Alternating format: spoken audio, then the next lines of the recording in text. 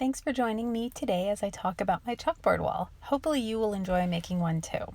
We needed a few materials, 3 strips of 1x2, 1 strip of 1x4-inch wood. We used 3 L brackets to hold up our bottom piece of wood, and we put ours up on the wall with screws. It's really lightweight wood, but if you don't have a drill, feel free to use nails. Here we are measuring out the painter's tape so that I would have somewhere to paint inside for the chalkboard paint. I used Krylon chalkboard paint. It worked out really well. Now, we did use a level after the husband saw. We used a level to make sure that all the lines were straight, and we used Krylon chalkboard paint. In case you're looking for a brand, it worked well for us. I'm pretty sure just about any brand will be fine, but we did notice the Krylon worked great. Now you're going to need to put about 3 coats up and allow at least an hour or so of drying time in between, or else you're just going to be picking up the paint with the next coat. It's not one of those paints where you can just layer on layer and it gets more opaque. It got more sheer as I tried before letting it dry, so highly suggested. So a few things you can do while you're waiting for it to dry. You can feed your cat. They appreciate that. Or in my case, I made a Thanksgiving dinner.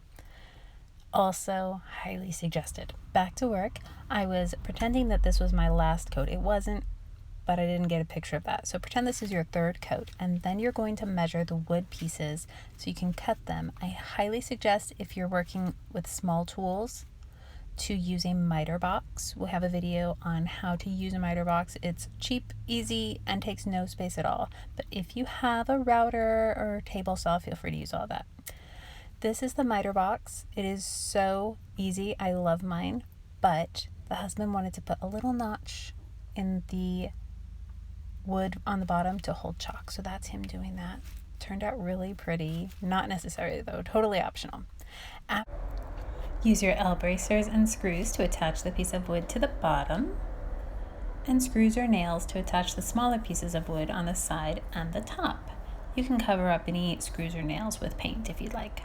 After you're done, you nail up the pieces of wood and you will rub the side of your blackboard with chalk and then erase it a few times, and that will make it a chalky worthy surface, just like that. Otherwise it's not going to hold chalk well.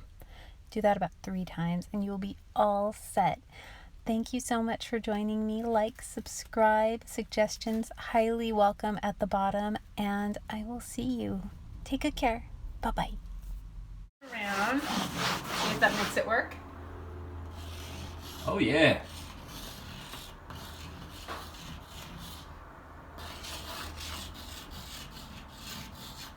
Aw, that's so sweet.